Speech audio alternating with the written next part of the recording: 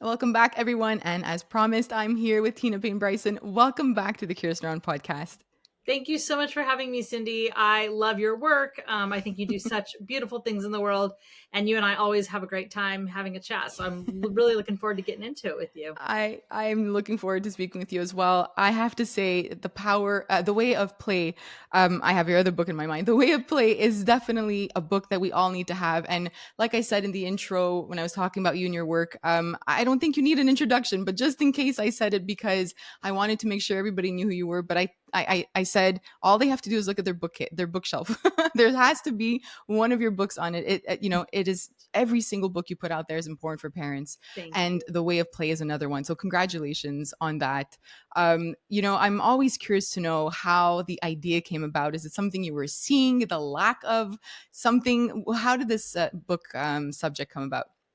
I'm a mom to 3 kids, and I enjoyed playing with them sometimes. And then other times I thought it was so boring. I thought I was going to like scratch my eyes out.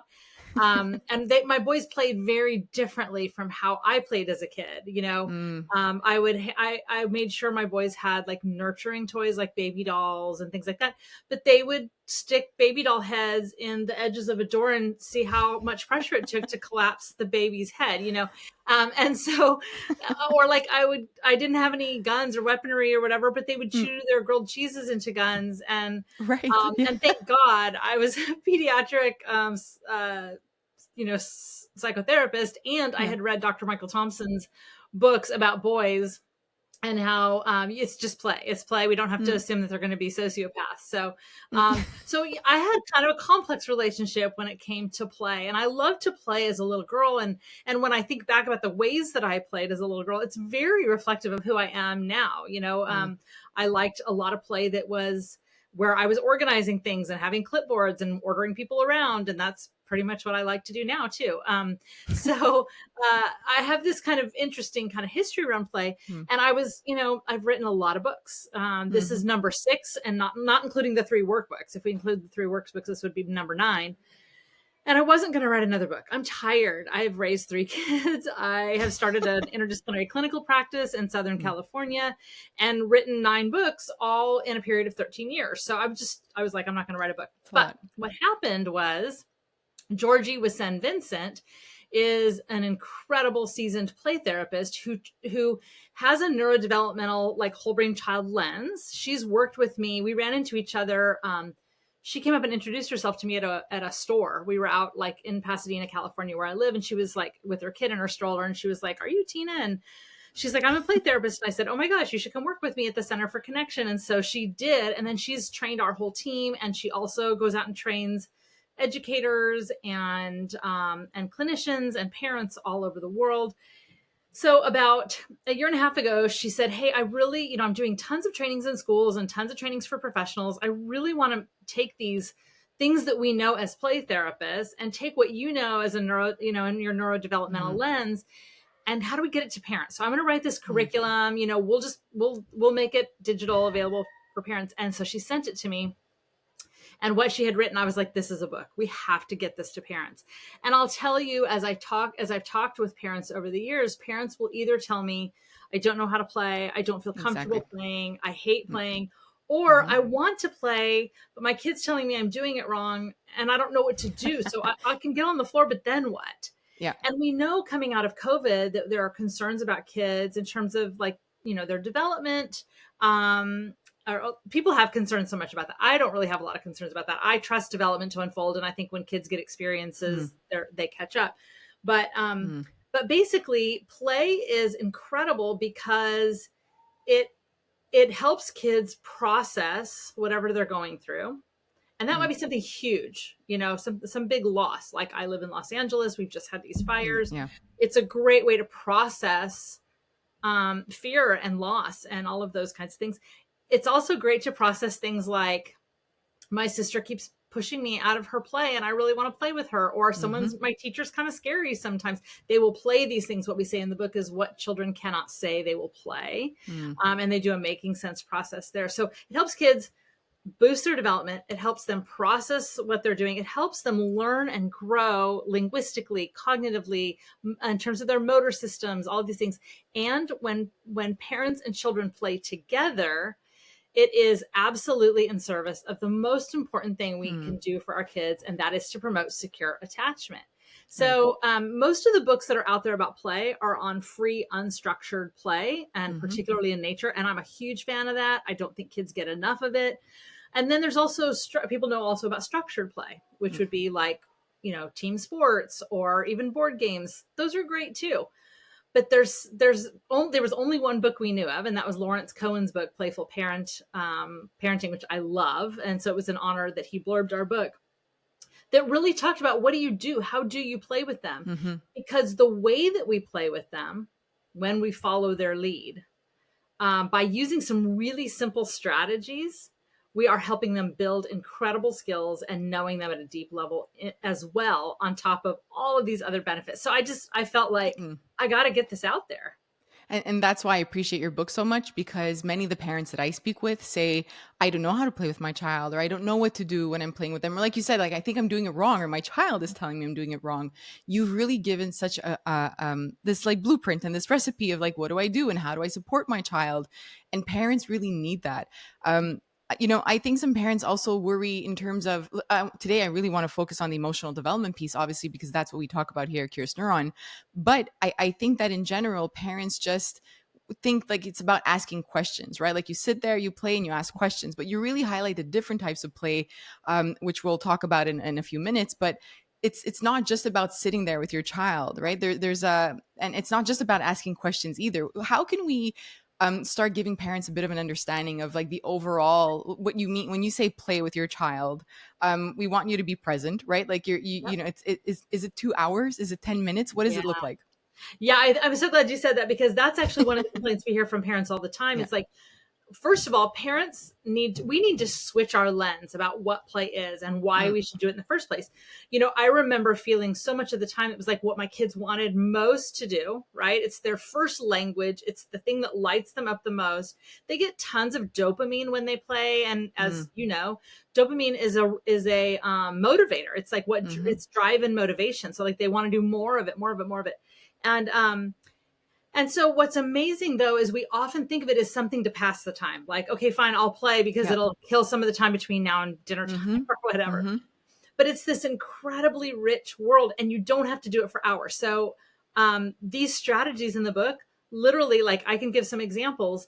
It's 30 seconds, 3 minutes. If you can do this for 10 to 15 minutes, it is so rich with Mm, connection, which has a huge impact on your child's regulation mm-hmm. tank.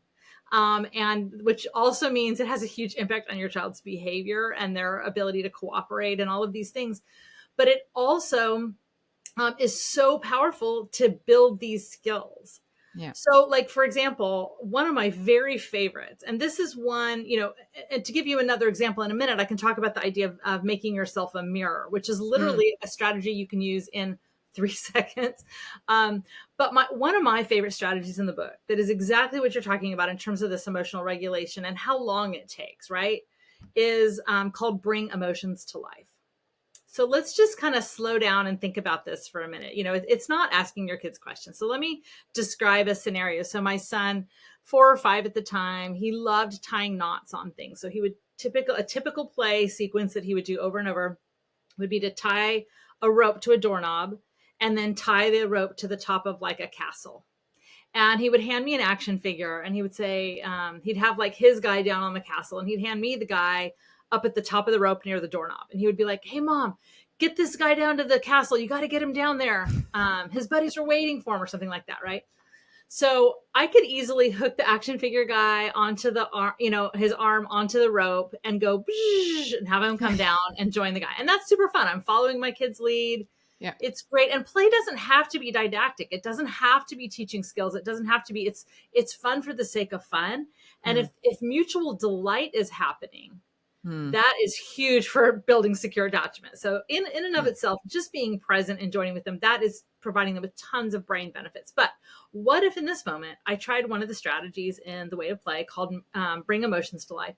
And all Mm. I'm going to do, and this is so great for parent, like if you're tired, you can't come up with anything super creative, you can do this. You can do this without too much of a cognitive demand.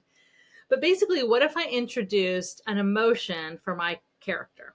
So I say to my son, I don't know if I can make it. I've never done this before. Okay, so Mm. now I'm introducing an emotion, and which is kind of fear, tentativeness, uncertainty, and I'm giving words that go with this scenario. I'm trying something I've never done before. I don't feel confident in doing it. And here are the emotions that go with it. So I'm giving language to all of those things. Then what happens is, because my child wants the play to continue, he, as a 4 or 5 year old, has to come up with an emotional solution to this emotional problem. Right. So he wants my guy to get down there. So he's going to come up with something. He's going to be a problem solver. Mm. He's going to say some version of Mm. like one time he would have said, "Don't worry, I'm going to send a guy up to get you. He'll show you the way." Okay, so now the messaging that's happening here is my kid now has solved a problem. He's Mm. also responding to someone else's emotion, right? Mm. And the answer he comes up with is it's about connection, it's about community. But something else implicit is happening here, Cindy, and that is that my kid now knows we talk about our emotions, right? Now he's getting that all the Mm-hmm. time anyway, Mm-hmm. but we're also giving these really important messages in the play that construct reality, because as parents, we Mm. are meaning makers for our children, and we all the time are communicating our values. And so by even just talking about the emotion of an action figure with him and his action figure, he's also getting this, like, we talk to each other when we're uncertain or Mm-hmm. we're afraid. We ask for help. We share our emotions. And so that's really huge. And I want to say just one other thing. There are lots and lots of different ways to communicate or to define emotion regulation.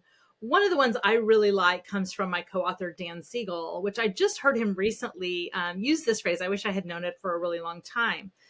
But he talks about the ability to monitor and modify.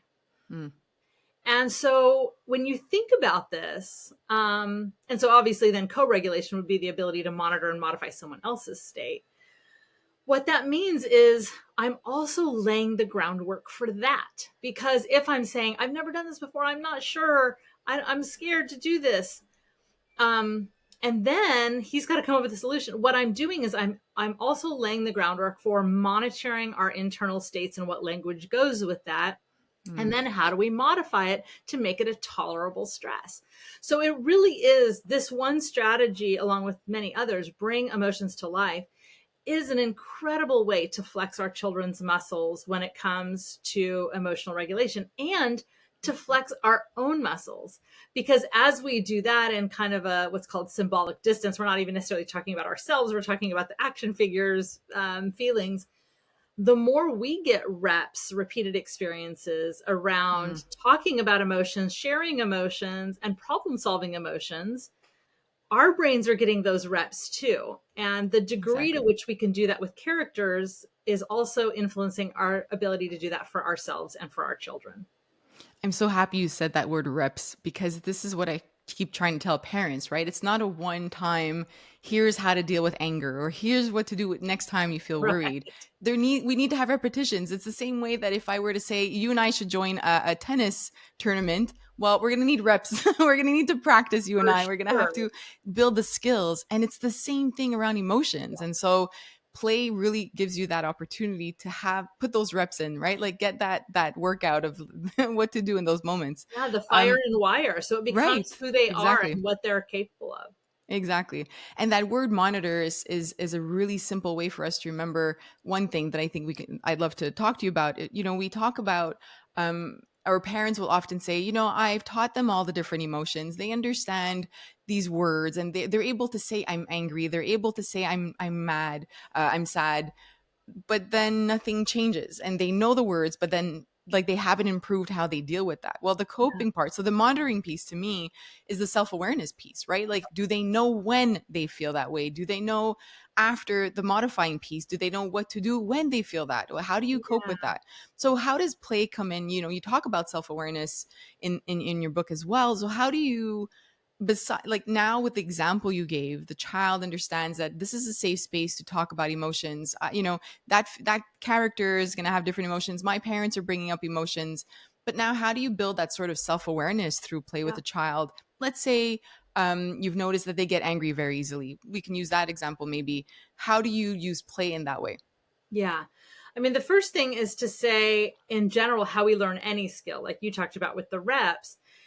We know from the science that children, well, anyone, adults too, we learn best, number one, by doing something ourselves and Mm, practicing it over and over and over. Okay. yeah. The second way we learn is by what is modeled for us. And we are held captive to one another in terms of how our brains pick up on things from each other.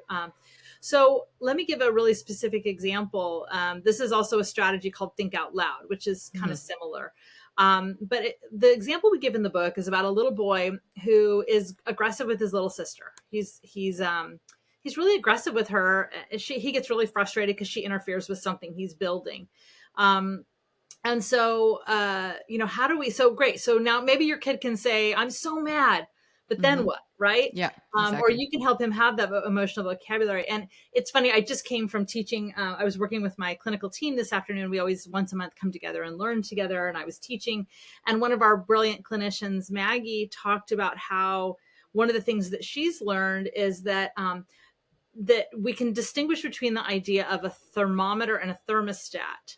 So a thermometer can tell you it can give you the reading, right?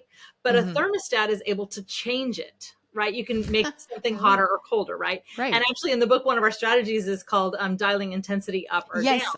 Right. Yeah. Um, but so let's go back to this little boy. So he's Yeah. really mad. He's aggressive with his sister. She starts encroaching, because she's 2 and she wants to explore. She's encroaching onto his space, and he will shove her or hit her, or in some Mm. cases, in the actual clinical story, he would kind of go to strangle her. Mm. So when we talk about how do we help them build the modify piece as well, one way we can do that is obviously through modeling, right?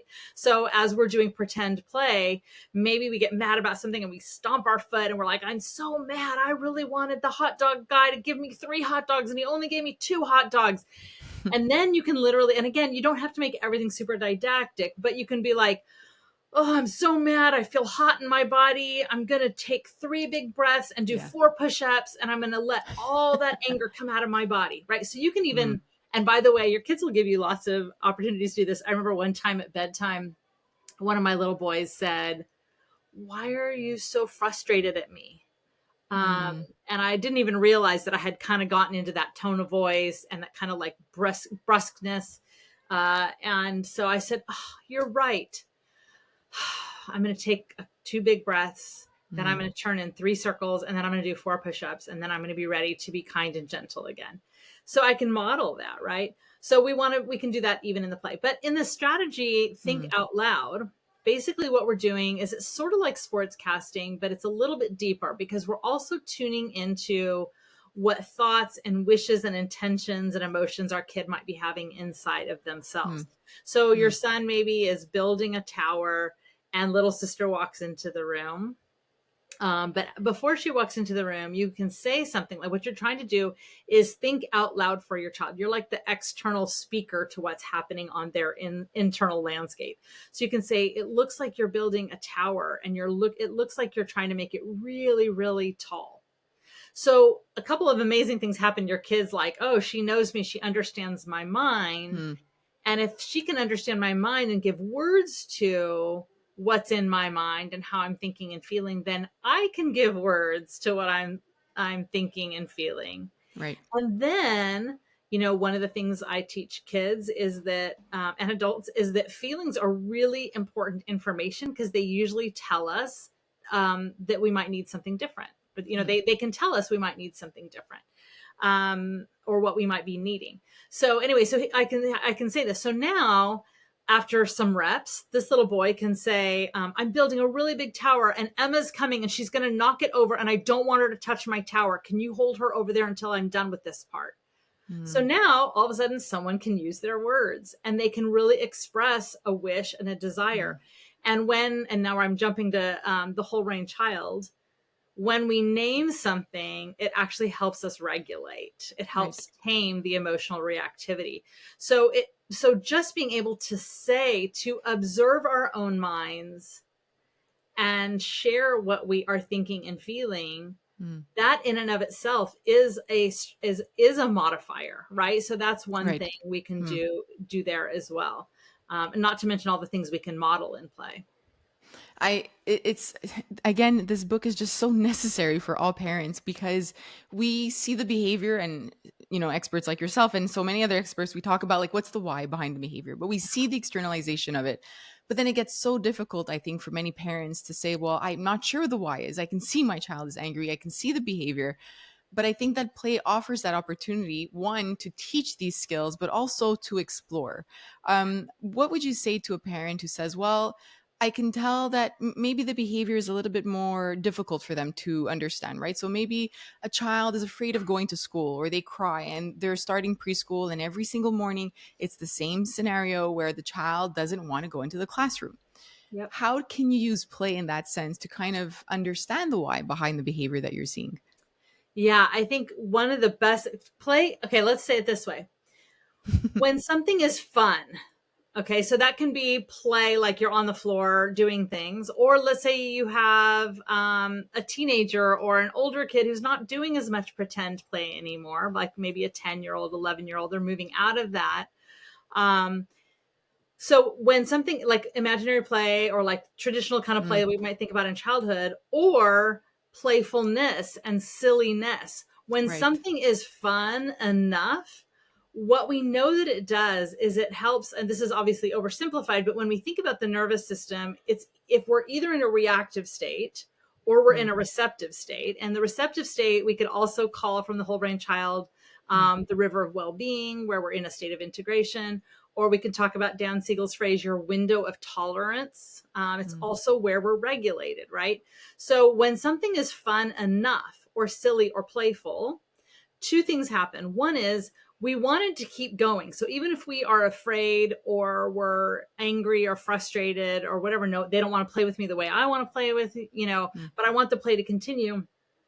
Play itself, silliness, playfulness, expands our window of tolerance. mhm. So what it does is it gives us reps tolerating challenging situations and emotions. And Mm. this is how resilience gets built, right? Right. I was just gonna say, right, Yeah. I mean, exactly, it's a which we will get into. yeah, the Yeah, formula for that we can talk yeah. about.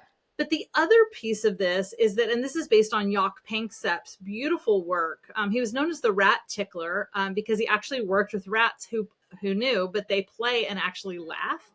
And what he discovered, and then many things since then have looked at, is that when we are in a threat state, when there is a threat present, play stops.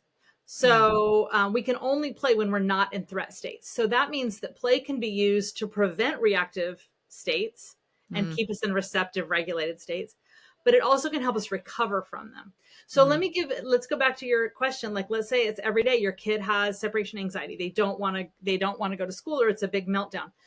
The way that we help expand their window of tolerance to mm, have maybe a successful transition to school or a goodbye in the morning is to try as best as we can to use playfulness to kind of get us there. So let me give a couple of really specific examples. One is, and this comes from Georgie, my co-author, and she and I both posted this on our Instagram, is to do what we would call a scout it out. So basically, you don't go at the school drop off time. You mm, go the day before or the week before. Maybe your kid's starting a new soccer team and they're feeling unsure about it or whatever. You can go and you are a detective. You go and you're like, we're going to go mm. scout it out, and we're going to sit across the street. And in fact, we're going to pretend it's even a movie. We're going to bring popcorn with us, and we're going to sit and we're going to eat popcorn and we're going to watch it like it's a movie. Let's go scout it out. And then knowing your kid, and every kid is different, you can even be like, well, let's go stand a little closer if you think they can still stay within like curiosity and that kind of thing. So when we're activating curiosity along with playfulness and Mm-hmm. silliness, we're actually getting a double dose of a protective factor that keeps the prefrontal cortex engaged as opposed to moving into more reactive state. So I had a client one time who was, I think she was 10 or 11, and her dad was a really safe person. And as a clinician, I had to check that out, because what her behavior was anytime her mom would leave, even if it was just to go to the grocery store for 45 minutes and leave her there with her dad, or at school drop-offs, this child would get so dysregulated that she would like vomit, and like the separation anxiety was Wow. really, really intense. Hmm. And I think I probably talked about this the last time I was on your show, but of course we chased the why, and we peeled back the Right. layers as to why she might have this kind of dysregulation.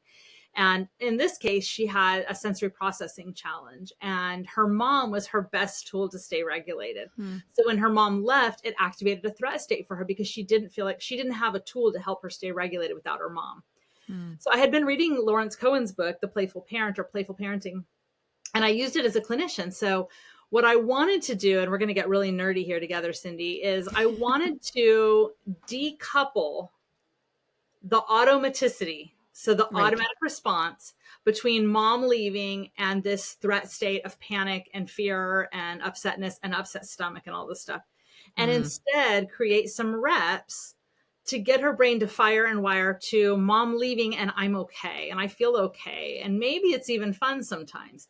So the Hmm. way I did this with her and her siblings and her mom was, we knew the mom was leaving to go to a PTA meeting or something the next week. And so we created, and this is just silly and playful, I made it up, it's dumb, but it worked, was Operation Prank Dad. So in session, I was like, what would you want to do if you were going to prank your dad? And she was like, fake bug in his food, underwear in the freezer. We had this whole plan, right? And she got her siblings in on it. So she and her siblings gathered a laundry basket full of socks and underwear. And so when mom reached for the doorknob, which was always a cue of panic, that was the symbol to start throwing the socks and underwear at dad. And Hmm. so she and her siblings were like conspiring. They were anticipating silliness and joy and play Hmm. instead of anticipating the freak out.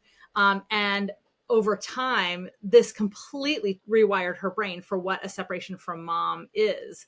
So I would say, if we can be silly and playful in our approach, it's Right. an incredible way to strengthen our child's capacity so that they can tolerate these things. And the more they tolerate them, the more they trust themselves, the more confidence they have, and the more Hmm. their nervous system knows it's something that can work for them.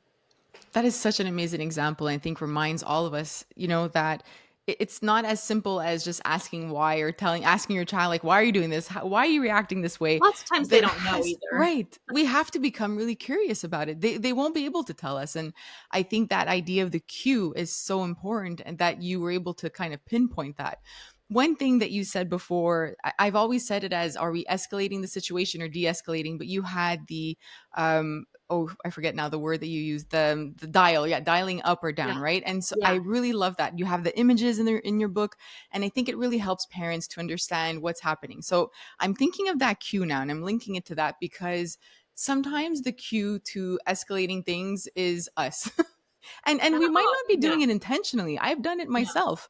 And we react a certain way to our child. We use a certain word, we use a certain phrase that just escalates the whole thing. And what we see is not what we've done, but the behavior just getting worse and worse.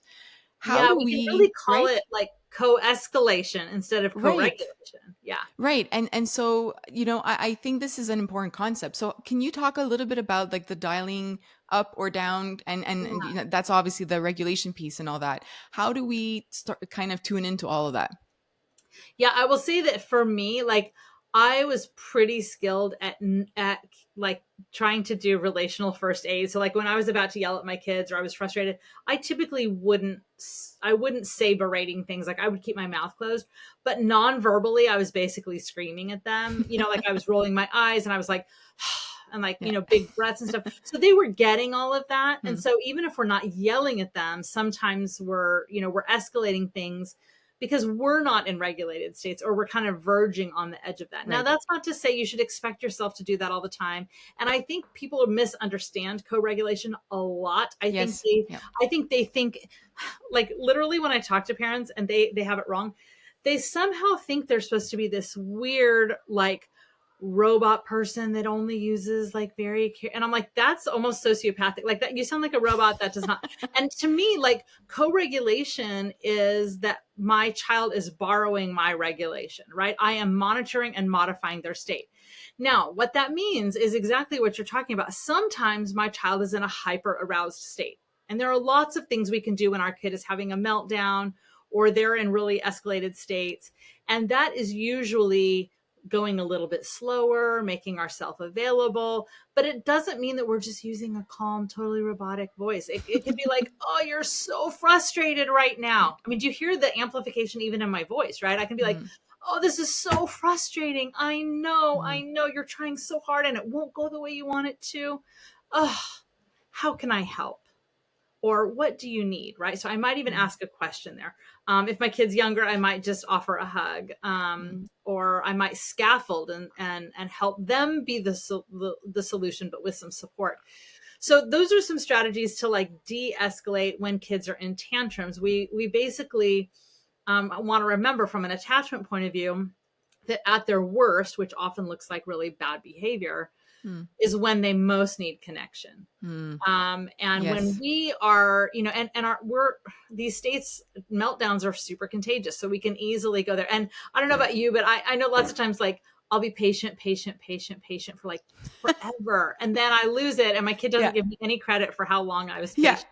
I Um, know. And then I asked for the credit. I'm like, come yeah, on. Didn't you see that I was calm for a long time? come on. Yeah. Yeah. But the thing that a lot of people don't talk about when it comes to co-regulation is, what if your kid isn't acting out like that?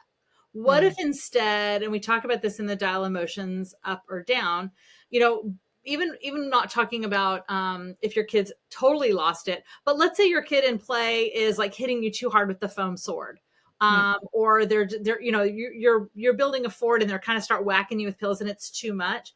yeah. One of the things, and particularly if you have a kid who is still flexing their muscles and learning some impulse control, whether they have a diagnosis or not, Mm, they all need some skill building in that area. You can, instead of just saying stop it, knock it off, where you're right. not really doing anything to build skills, you can say, whoa, that was so hard. That was like a 10. Can you try it at a Mm, 5? Let's try mm, medium, right? So then you give them practice kind of dialing it back a little. So that's another way we can talk about that, not just emotional mm, dysregulation. But the thing that a lot of people don't talk about is what happens if your kid is, and every kid is different. I had one that when he got dysregulated, he wanted to fight and argue mm, and be aggressive. I had one that would just cry. He would just cry mm, when he got dysregulated and he just wanted to be held. And then I had one that's going to fit into this category that a lot of people don't talk about. And that was where he kind of went into states of hypoarousal, which looked for him like running away, getting under things, withdrawing from everybody, not talking. So we're not seeing a lot of externalizing yeah. behaviors like crying or yelling or being aggressive. Mm, We're seeing internalizing behavior where they shut down and withdraw. That is hard too, because mm-hmm. when they're kind of in really reactive states, we're like, oh, I'm right here with you, come on, let's go outside, you need a hug, like, we can come up with these solutions. But what if a kid won't talk and they're Mm, pulled away from everything? That is right. also a dysregulated reactive state. So Yeah. what I would suggest there, and what we talk about in the way of play in terms of dialing intensity up, is to go low and slow. If you come in hot with a lot of, come on, let's go outside, let's go do some stuff, or, oh, come on, that is, you're not meeting them where they're at. So you kind of maybe need to kind of, and almost all of our strategies talk about, the first two steps are observe and attune. Mm-hmm. So you're joining with instead of doing something to your kid. Which is stopping So you from reacting as well, right? It's giving you that pause. totally. It Yeah, I helps love you that. engage your prefrontal, right? And to Yeah. stay integrated. Mm, So maybe your kid, like I'm imagining my kid, maybe it could be 6, it could be 15, anywhere in between, in his room, under the covers or on his mm-hmm. bed, arms crossed, doesn't want to talk. Maybe he's mad at me, or maybe he's not mad at me, but he's not talking. What if I just sit close, but not too close? And I might get closer as the moments unfold, as it seems right. And maybe I just put my hand on a foot or a leg and I just rub his leg a little bit to kind of create some kind of activation through a sensory system like the tactile system. Mm. Or I put a little bit of music on, or maybe I have a little foam ball and I roll it to him and then say, do this, hoping he'll roll it back. But basically, Mm. we kind of go, like, if they're at like a 2, we don't want to go to a 9. We want to be at like a 2.5 or a 3. And what we're Mm. trying to do is regulate by helping them dial up. And the way that happens is through cues of safety. And Mm. we could spend 6 episodes talking about that. Right. Yeah. But through cues of safety, particularly through positive, predictable relationship with your Mm. grown up. And then also just slowly kind of inviting them to re-engage their sensory system and their re-engaging. And so that means not yanking them too hard, but just kind Mm. of being there. And maybe if you think they're mad at you, you can kind of make fun of yourself a little bit. Be like, wow, that was a little silly what I just did in there. That was kind of, wow, that was a lot. Do you want Mm. to imitate me or should I imitate myself? So you can bring in these little ways of Yeah. being funny. I'll say, and I won't say which kid, but if you know my age as a kid, you're going to guess it. But even today, like, my kid's room is so awful right now. And I went in his room to find a bag of mine that he used to clean out his car. So I went in there and you can't even walk through the room. Like, it's a safety hazard. And of course we've had these fires here. So I'm a little hyper Right. vigilant about making sure floor spaces are clear in case we need to Mm. evacuate. And so I took a picture of his room and I sent it to him. And I was like, oh, you forgot to tell me you were on the next episode of Hoarders. So good. So I could say, like, your room is a disaster, clean it up right now. And that's Yeah. fine. If I say that, that's fine. I'm not damaging him for life. I'm not damaging Mm. the relationship, but so much better to be silly and playful. And so, Mm. and then he responds, yeah, mom, but there's no dishes in there. And I'm like, you know what? Small wins. I'm so glad about that. You know what? I'm so proud of you. You're right. You're a perfect child. So I'm just being sarcastic with him. Right. Yeah. And he's like, I'll clean it up soon. Now I'm going to Yeah. have to reinforce. I mean, I'm going to have to follow up. It's not going to just magically happen. But I think anytime we want to elicit cooperation Mm. too, that's, playfulness and silliness is so much more effective. It's an example also what you were saying before in terms of the playfulness. It doesn't go away. And you just, you just gave that example. And I think it's just a reminder to all of us that what you and I are talking about is for younger kids, yes, but that concept of playfulness continues into when they're adults. Yeah, and we need Yeah, it in our lives too. I mean, definitely. couples that are playful with each other and even making fun of each other in ways that feel good to both people. Mm. If we bring playfulness into our lives as adults, remember, one of the best ways kids learn is by what we model. And so Mm. it's such a great way to de-escalate things. It's such a great way to, again, elicit cooperation. And Mm. I understand as parents, like, I'm so tired right now. Just to be Well, yeah. honest. I'm just so tired, and I've felt that a lot as a parent. Just so Mm. taxed mentally, emotionally, physically. Mm. Um, and when we don't feel playful, it's actually a sign that we probably need it more than ever. Mm. But I also think that, parents will say to me, like, I'm so tired. I don't have that mental bandwidth to do an effing puppet show to get them to put their Right. shoes on. What do you mean be I know. playful with them to elicit cooperation? But the truth Mm. is, the battles we end up, like, we typically know, for the most part, when we're going to have a battle. Like, that night when you're drawing the bath, you're like, this could Mm-hmm. be a rough evening. Yeah. I know it's coming, right? He Mm. didn't have a nap today, or Mm-hmm. I can tell he's not feeling well, or, he's sugared up, whatever it is. We often can tell if it's going to be kind of potentially a rough moment coming up, or we know it's always a pain point to get our kid to school, or brush teeth, Mm-hmm. or have our teenager get to bed at a decent time. We might already know that's always a battle. That's true. So Mm. what we want, and as humans, it's so funny, and I'm this way too. Even if something isn't working, we keep doing it over and over and over again, and then keep being frustrated that it's not changing. So what I would say is, if you think about a pain point in your daily routine, what could you do to bring in some silliness and playfulness? Mm, Because honestly, the amount of energy you will put into doing that is so much less of a mental and emotional, physical demand such a than good being a point. little creative. So, Yeah. like, one of the things that worked for my kids to elicit any kind of cooperation was using storytelling. Mm, And I'm not even that good at it. So, but I would be like, okay, and this could be for like getting shoes on or getting teeth brushed, pajamas on, whatever, is I would just be like, oh my gosh, I have a story that I've been meaning to tell you, or I just whatever, be like, okay, listen, there are these three squirrels and they did something no one ever thought they would do and they got in so much trouble. Okay, put your pajamas on, brush your teeth. As soon as you're in bed, I'm going to tell you what happens next. They can't so wait good. to do it, right? Yeah. And I don't know what's going to happen. It's going to be a stinker of a story, probably, but I'm going to make something up, right? Mm, And honestly, like that's so much less of a demand than the battle that ends up with me yelling and them, of course. and then Yeah. they're upset and then no one can go to bed, you know? Mm. Mm. I love that. I want to know what happened to the squirrels. Um, You're you going to said take it from something. here, Cindy. Right. So good. You said something before, and that was a part of your book that I found really interesting, where you break down like the emotion based play. So you talk about expressive play, preventative play, and responsive play. We don't have to dig into each one of them, but the preventative play is something you just mentioned before. When we think about everything that we've spoken about to now, we're not talking about like in the moment with their child when they're having these big emotions. We're talking about everything in between. And so what is preventative play, and how can you use this to, I'm assuming the examples you just gave, like you're talking about in the moment, let's say with storytelling, but maybe there's a situation that we could, I'm assuming, just kind of create play to prevent the next time this can happen.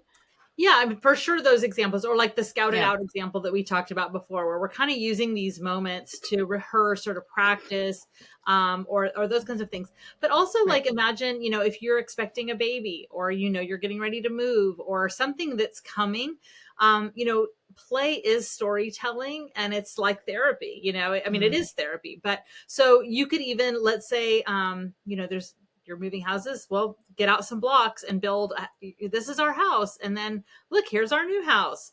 Will you help me build it or whatever? And let them kind of play out those stories. Like I'll tell you right now. Well, that's more responsive, but yeah. So preventing is things that are coming up, or things that may be pain points, or things you want your kid to build some skills around. So even the sure. think out loud strategy we could think of as Mm, preventative play, because I'm helping him find words to describe his inner life. That's like right. long term he can do that. So that's for sure some of the stuff that we've talked about. And in terms of responsive, like in LA right now, a lot of kids are, because so many homes and schools have been burned to the Mm, ground. A lot of kids are building things, and they're mm, building things, and they're building fireproof walls that go around these structures. And what's wow. amazing is if kids can imagine it, it is incredibly healing too. So that's responsive. We're processing and working through, and it gives them, even though it's imaginary, it is embedded in their psyche as if that was possible. So it Mm, gives them a felt sense of safety and security that has maybe been ripped mm, away from them. And it's really, really similar to in Whole Brain Child when we talk about integrating implicit and explicit memory by telling the mm, story. And we're just kids are playing it, so it helps them process. And what will happen sometimes is kids will play the same thing over and over and over because they're working through something, just like they might want you to read the same story over and over and over because they're scaffolding in new layers of it until they grasp it. And sometimes kids can get stuck, and this is where play therapists can be really helpful, where we're not taking over the play, but mm, we might say, like, do we have any other solutions to this problem? mm. What else could we try? Or gosh, and then we add in some of the other ones, like, I'm feeling kind of afraid. I want to feel stronger. What can I do to feel stronger? And you can kind of like introduce some of those things as well. But yeah, it's both I preventative love that. and then these other types as well. Right. And just as a side note to people that are listening, you mentioned the fires, any sort of trauma, any sort of, if a grandparent or somebody passes away, plays that way to get them to, again, like you said, it's creating that safe space, and then they can have the conversations perhaps a little bit more easily with you. Yeah. But we forget the importance of that, and that play is part of that. and resilience Yeah. building, like, Right. we mentioned earlier. And I think, Yeah. the formula for the difference, and this, of course, the difference between something being toxic and traumatic, um, and being more tolerable, is Mm, typically the presence of a safe, positive, predictable relationship, right? mm, So it's really being in connection and community with each other. And like I said, like that idea of mutual delight, as parents, we don't have to have it all together, and we are mm, facing adversity. Many of us with young kids are sandwich generation. We have older parents we're taking care of, mm-hmm, who maybe mm-hmm. have health issues, or will Yeah. at some point. um, Life is busy and full, and then we Mm, have losses, and we have difficult, we may have, some of you listening, you may be having some really challenging stuff happening in mm-hmm. your primary relationships, Right. in your family. Whatever we're going through, I think of sort of the resilient, lots of times when I talk to parents about, like, really being there with your kid and co-regulating them, sometimes the pushback I get is like, yeah, but I don't want to make them fragile. I don't want to Mm-hmm. coddle them. Yeah. And so I talk about how, like, when kids are dysregulated and we help bring them back into regulation, it's a rep for their brain to Mm-hmm. learn how to regulate for themselves. That's how self Mm, regulation happens. It's by many, many experiences of being co regulated. But the resilience formula, and it's probably oversimplified, is like adversity minus someone showing up for you is fragility. But mm. adversity plus someone showing up for you, not even That is so good. perfectly, Right. equals resilience. And so we cannot control the adversity most of the time. Mm, But what we can control is showing up, right? And how we mm-hmm. show up, and the way, and in the power of showing up, Dan and I talk about the way we show up is by, and this is really my North Star for how I handle everything as a parent. Like, lots of times I'm like, I don't know what to do. I don't know what to say, but this is always my answer. And that is that I want to respond in a way that helps my kid feel the four S's: safe, Mm, seen. That's where I'm tuning into the internal world. Soothed. That's the co-regulation piece. And secure, and knowing I'm going mm, to show up no matter what. And so mm, when we help kids feel safe and seen and soothed and secure, and knowing we're going to keep showing up, that is the foundation of secure attachment, which is one of the best predictors for how well kids turn out on everything. But it's also the key to resilience and optimal development. So I think mm. that's just key. And of course, that's really hard to do if we're not regulated. Exactly. Our own regulation is at the heart of this. And I'll just tell you, one of the strategies that has helped me the most over all the times I almost yelled and all this stuff. The thing that has helped me the most is to put a hand on my chest and a hand on my belly, and to do the physiological sigh, which Mm, Huberman has made popular, but we've known about it since the 1930s. I've been teaching it for decades. Is basically all it is that your exhale is longer than your inhale. So basically, I would put a hand on my chest, a hand on my belly, and I would just, and I would do that 2 or 3 times. And while I was doing that, the self-talk I was having in my head is, if you want to be the calm in the storm, you cannot be the storm. At his mm. worst is when he needs you the most. This is not an emergency, like I would do Right. this, like, Yeah. self-talk. And what was funny, Cindy, is that when I would feel myself starting to go down the flip your lid route, like about to become dysregulated, I would notice that about myself. I could feel myself getting angry. And the Mm, more you start paying attention to that, you'll know kind of, oh, I'm getting close to jumping off that ledge there. And I would do this. I would put my hand on my chest and belly, and I would close my eyes, and I would start to breathe. And my kids, which was crazy, they knew that meant that I was on the verge of really losing it and yelling. And so they would rein themselves in, because they were like, mm. oh, we're at that point. Okay. Yeah. No, not that they're responsible for my emotional Right. regulation, but we are in relationship with each other. And I was also modeling for them, Mm-hmm. to notice and to monitor and modify, not just Mm. monitor. I love that. And you said so much. Oh my gosh. Okay, so where do I begin? There's so many ideas. First, that resilience piece I think is so important for us to talk about, because I think there is some sort of misunderstanding sometimes in terms of resilience. And I've heard parents say that too. Like, I don't want my child to be weak. I want them to be resilient. I've had a really heated discussion with a father once that was trying to convince me that all children need to be bullied so that they could be resilient and that they needed that in their life. But you mentioned the other piece to that, right? So it's not just the having adversity, there's more to it. But in terms of resilience also, I think we struggle with knowing how to show up for our children sometimes. So thinking of my generation of parents, it was just like, well, you're afraid of jumping into the deep end, just jump into the deep end.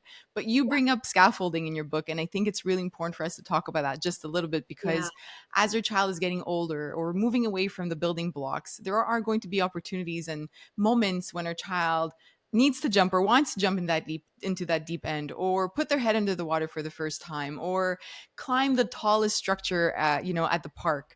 Yeah. What does scaffolding look like for a child, and how do we introduce that in their playtime?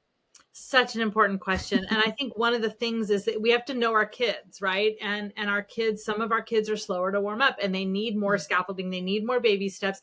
Other kids can go head first and it's totally Yeah, fine for true. them. So Yeah. so just knowing that, and know that your child is not the same as you. And so Mm, what it works for you or what used to work for you and your kid may be totally different from your kid. We want to honor their individual differences so that we can stay a trusted person. Now, the other thing to know is that the brain is in obviously our nervous system is the most complex thing in the known universe, right?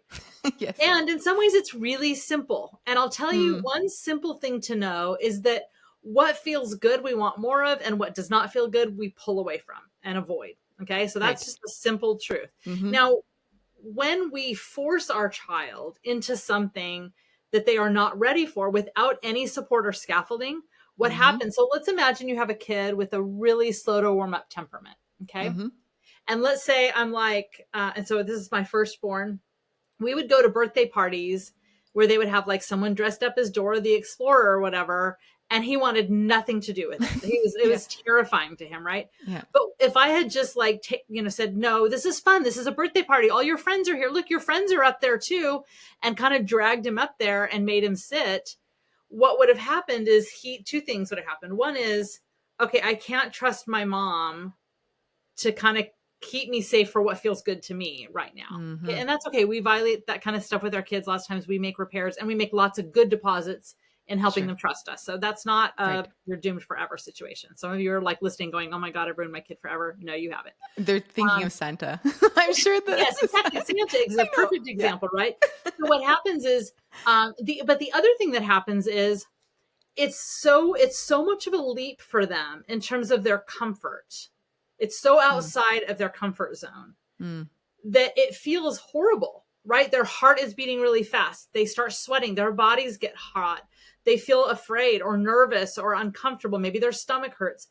And then it actually locks that in further. So they're like, that was so terrible. Now I don't even like Christmas. Forget Santa. Like now I right. hate all Christmas, right? I'm being dramatic. But Yeah.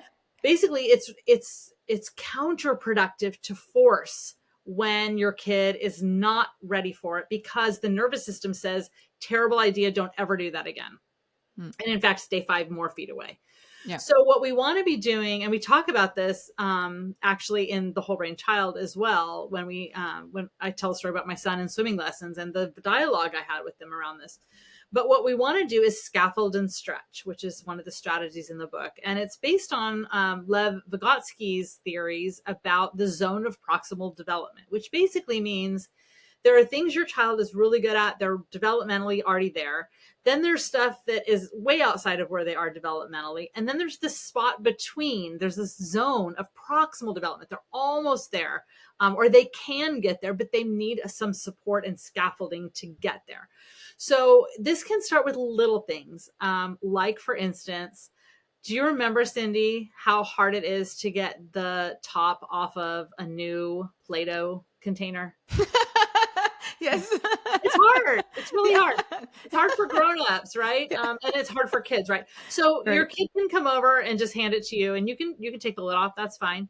And you're on the phone and you've got 3 other kids, just take the lid off. That's fine. There's no Yeah. pressure. But if you wanted to scaffold and stretch, what Yeah. you're doing is you are helping them Hmm. bridge the gap between what they can't yet do and what they can do. So we might say, oh, Hmm. this is really hard to get off. You've been working at it so hard. And if they're really little, you might, take 2 or 3 things in your hand and say, I wonder if any of these things would help get it off. What do you Hmm. want to try first? So Hmm. we're kind of providing like the opportunity for a solution, or to kind of like, Hmm. let's try this. Oh, this one's not working. What else could we use? Right. And same thing when kids are building things, like things keep like making a fort, like the ceiling Right. won't stay up. Okay, well, gosh, what could we do? What else do we need to do? Do you have any ideas, or what should we try first, or what's the next step? Mm-hmm. So we might verbally kind of coach them into that, or we might be like, let's do it together. Pulling the string cheese wrapper open is really hard for little hands, and so you'd be like, you grab it and I'm going to hold on to your hand, we're going to pull together, right? So you kind of give, and then they get the feeling of how much proprioceptive pull they need to get that off. So those are the kinds of things. Now let's give just another example for later. Maybe your kid wants to have a sleepover, but they're not sure they can stay the whole night. So then you maybe do like what a lot of parents do is, well, let's do the sleep under. And so I never you heard of just this. go until, 10 or 11 o'clock, and then All I'll come right. get you. Hmm. And so they're not sleeping over, but they're kind of going over, and they're in pajamas and they're staying up really late, and then you go get Hmm. them. So you're kind of edging in and giving them reps. Now, I really want to caution, or let me give an example. I have a senior in high school. It'd be really easy for me to keep telling him what to do, but in 6 months, Hmm. he's going to move out of my house and do Hmm. things on his own, right? So I'm now thinking a lot about what are the skills he doesn't yet have, Hmm. that he should be practicing now with my eyes and my input, right? So those are the kinds of things. I remember one time I had Right. a client who was a teenage girl who her parents had forbid her to date, Hmm. and you all know how that goes, right? Um, and so, but the parents also were monitoring her devices, and she didn't know that. Now, Hmm. listen, parents, that's a whole other talk. I encourage you to Hmm. check out Devorah Heitner's work on how to mentor instead of monitoring. Right. But and I have a whole thing around that, like the devices belong to me, which means I can look at them anytime, which means if you want to have something private that is not something that anyone else would look at or hear, you need to do that face to face. He's 18 now. I don't look at his device Hmm. anymore. Hmm. And I didn't ever that much anyway. I just would spot check from, in case there were some skills I needed to help build. But I want him to have all of these skills when he goes off. And so that means I have to give him opportunities to do those things. I want to say just one other thing around this, Cindy. We're at a time in history in terms of parenting trends, and I'm guilty of this too, of over functioning for our kids. Yeah. Right? It's Hmm. beyond the helicopter parenting. I actually had a colleague, I won't give him credit because he wouldn't want his name attached to this, who said we're so far beyond helicopter parenting. It's so much more intrusive than that. We should call it suppository parenting, because it's that intrusive. Yeah. Um, but we often It's true. over function for our kids. And here's what I want to invite all of us to be doing. Instead of scaffolding and stretching our kids, we often just fix it. We just do it. We just handle it. And it's okay to do that sometimes. If my kid calls me and he's like, oh, shoot, I left my computer at home and I really need it today. Can you bring it to me? If I'm like, I've got a podcast with Cindy, I can't bring it to you right now. I'm so sorry. I know that's really stressful. So I don't have to drop my whole life to do it. But if I Hmm. have time and I can do it, and it's not an ongoing issue, I'm happy to do that for him. And if it is an ongoing issue, that tells me there's a skill that needs to be built and we need to Right. get some reps around executive function and making sure Hmm. there's a checklist. So there's some problem solving. But imagine if I called my husband and was like, oh my gosh, I'm about to give this talk. I forgot my computer. And he'd be like, you know what? You really need to learn your lesson. Hmm. That would be so unkind. Hmm. So we can fix and solve for our kids at times. That's what we do in a family. We show up for each other in those ways. But so much of the time, and you can just go on any college parent Facebook page, like the parents chat, and read what the parents are writing about, like, how do I make sure I get on my the email thing so that anytime my professor emails my child, I'm also copied. No, Really? it's too No. much. Oh yeah, that's Oh nothing. no. Go read those. Pick any college and go to the parent Facebook page. What we need to remember is that most of the time when we overfunction, I'll email your teacher and make up a lie for you so because you didn't get it done, Hmm. or Hmm. whatever it is. Anytime we overfunction, if we're really honest with ourselves, it's almost always because it makes us feel better to do it. I Yeah. overfunction because I feel less anxious because I'm handling it and I don't want to feel the uncomfortable feelings of my child being uncomfortable. Yeah. So I Yeah. really want to encourage you all when it's like, do you step in and fix or not? Do you step in and take over versus scaffolding and stretch? Mm-hmm. Ask yourself, is me stepping in and doing this helping my child's development? Like, is it good for my child for me to do this time? Or am I doing that because it makes me feel better? Mm. And it's not really in service of my child's development. It's a really important thing to reflect on. I'm so happy that you brought that up. I've had a conversation with Jessica Leahy also, who talks I about like the love her. gift of failure. Yep. Yeah, her book is The Gift of Failure, and I do think that, you know, when we're talking about resilience, I'm happy you brought that up, because we might be stepping in thinking that we'll take over, we'll support them, they'll build that resilience, but we're also maybe taking away an opportunity. And honestly, I Yes. think with everything that we've spoken about, that what keeps coming up is like, are we putting in the reps to help them build these skills? Whether it's emotions, whether it's through play, whether it's when they're older. To me, that's my take home from everything that you've said, and I think it's a really important one for parents to write it on a post-it, put it on your Yes. fridge, And right? sometimes when we're so overwhelmed, we know we need some reps around Mm-hmm. some self-care and some regulation, but we're too tired to Sure. come up with any ideas. So actually that's what I did with my team at the Center for Connection today is we made a long list of cues of safety and cues of regulation and things we can do Oh to wow. regulate. And Right. I'm actually going to make something about it and put it on my Instagram. But um, it might be helpful to just have some post-it notes or a drop-down menu or a note on your phone Mm. of like, here are 3 things I know I can do. And you can even make like a 2-minute list, a 5-minute list, and a 10-minute list. I have Yeah. 10 minutes. Okay, here are 3 things I know I can do, so that in the moment you don't have to Mm-hmm. think of them. Because for me, I used to have like regulation or play paralysis, meaning like my husband would have the kids, or I'd be like, oh my gosh, I have an hour to myself or 2 hours. And then I didn't know what to do with myself. Yeah. And then I spend like, I'm trying to figure it out. And then I'm like, oh my God, I only have 45 minutes now. And I didn't Yeah. even, and the time is gone. And, then Mm. that's really upsetting. And So, then the guilt comes. and then the guilt comes, Yeah. right? And then you're like, I'm never going to get an hour to myself. So I think, that's we'll call what you said a minute ago, preventative play for ourselves, Right. Yeah. is coming up with some of those ideas. Tina, thank you so much for taking your time again to chat with me. I absolutely loved our call or chat. The Way of Play is truly a book that I'm so grateful that you put together and that you have written for all of us. It's going to be that book that we're going to have on our bookshelf and keep coming back to. And I hope that parents see it that way. I do. And I think it's one of those essential ones. So thank you for the work that you put out there and the knowledge you share. Thank you so much. And by the way, some of the strategies work on your significant other too. So hopefully it's a book that will be helpful in more than one way. But thank you so Right. much for having me, Cindy, and thank you for being a partner in doing this important work to help support parents in this Mm. important job that we all have to raise kids who thrive.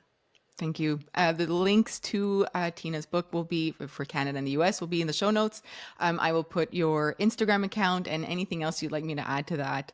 Thank you to everyone who's listening. Please take a moment to rate the podcast and leave a review and subscribe on YouTube.